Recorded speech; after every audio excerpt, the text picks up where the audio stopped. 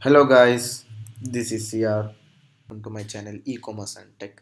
So today we are going to discuss about is operator. I'm just going to make it simple and a short video. Okay. So what is operator? Is operator is used only to compare with null values. Nothing.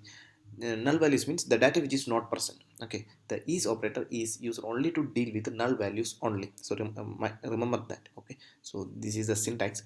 Column name or expression is null. Okay. So let's go with an example. Okay.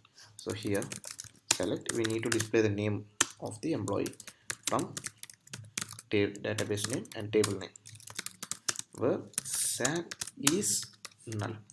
Okay, so we will get the result here. King is the name. Here what we done is we here we displayed the name of the employee whose salary is null. Okay, so this is the name of the employee whose salary is null.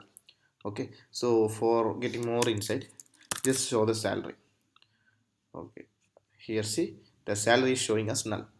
So this is the thing. And next, if you need to show not null, which means the salary is not null, just put the not here before null and run it. So we will get the things here. The mark is the name and his salary is displayed, which means his salary is not null. So this is the thing about is operator, which is only used to deal with null.